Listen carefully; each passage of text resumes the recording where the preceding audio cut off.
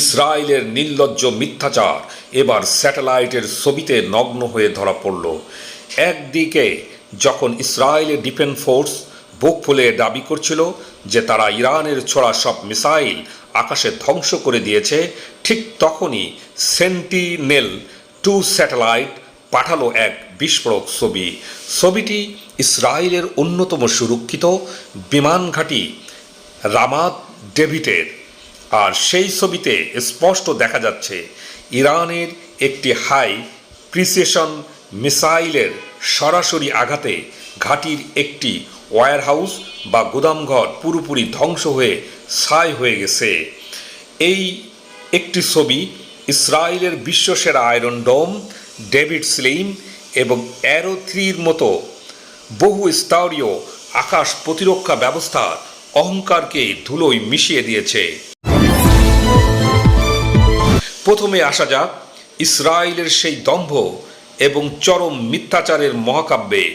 ইরানের প্রতিশোধমূলক মিসাইল হামলার পর ইসরায়েলের ডিফেন্স ফোর্স এবং তাদের পশ্চিমা প্রভুরা যেন এক প্রতিযোগিতায় নেমেছিল, কে কত বড় করে নিজেদের সাফল্য প্রচার করতে পারে। আইডিএফ এর মুখপাত্র থেকে শুরু করে নেতানিয়াহুর মন্ত্রীরা পর্যন্ত বুক ফুলিয়ে ঘোষণা দিচ্ছিল ইরানের হামলা পুরোপুরি ব্যর্থ হয়েছে, আমরা তাদের ছোড়া 99% মিসাইলই ও ড্রোন আকাশে ধ্বংস করে দিয়েছি।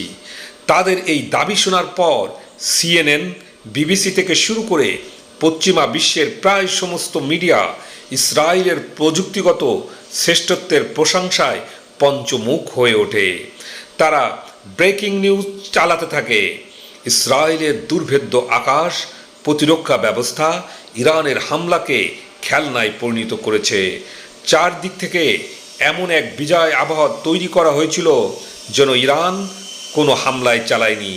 এটা ছিল বিশ্ববাসীকে বোকা বানানোর এক সুপরিকল্পিত প্রপাগান্ডা। কিন্তু তারা ভুলে গিয়েছিল একবিংশ শতাব্দীর যুদ্ধ শুধু রণক্ষেত্র হয় না, মহাকাশেও হয়। তারা জানত না আকাশের হাজার হাজার মাইল উপর থেকে ইউরোপীয় স্পেস এজেন্সির সেন্টিনেল-2 স্যাটেলাইট তাদের নির্লজ্জ মিথ্যাচারের প্রতিটি মুহূর্ত রেকর্ড করে রাখছিল।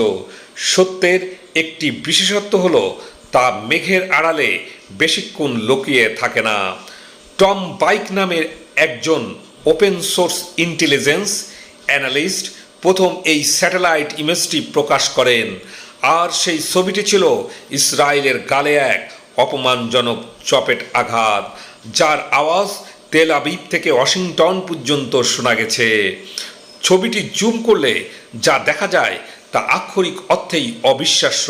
ইসরায়েলের অন্যতম সুরক্ষিত এবং কৌশলগতভাবে গুরুত্বপূর্ণ বিমান ঘাঁটি রামাত ডেভিডের একটি ওয়্যারহাউস বা গুদামঘরে জায়গায় এমন এক বিশাল গর্তের সৃষ্টি হয় যেখান থেকে বিস্ফোরণের তীব্রতা ছাদ উড়ে যায়। চারিদিকে ছাদ ছড়িয়ে ছিটিয়ে পড়তে দেখা যায়।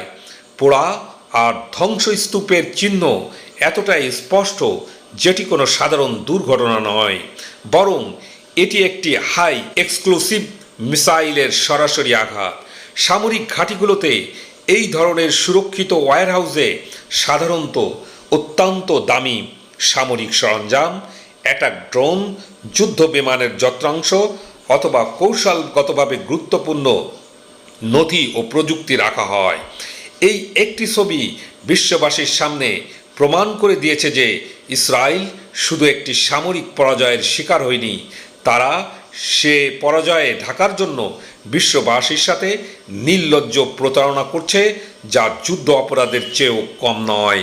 এই ঘটনার পর মধ্যপ্রাচ্যের অন্যান্য দেশগুলো যারা এতদিন আমেরিকার সুরক্ষার উপর ভরসা করত, তারাও এখন নতুন করে ভাবতে বাধ্য হচ্ছে।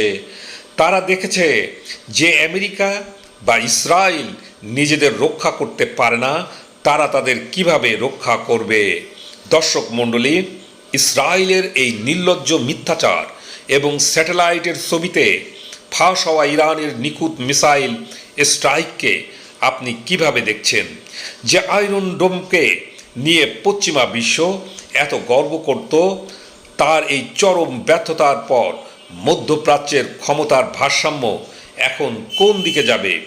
আপনার তীব্র এবং তীক্ষ্ণ এবং মূল্যবান বিশ্লেষণ অবশ্যই আমাদের কমেন্ট বক্সে লিখে জানান।